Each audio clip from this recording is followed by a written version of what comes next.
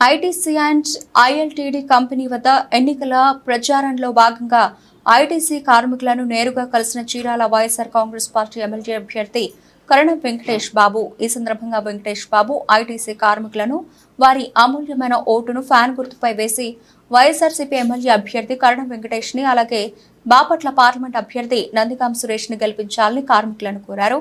ఈ కార్యక్రమంలో నాయకులు తదితరులు పాల్గొన్నారు.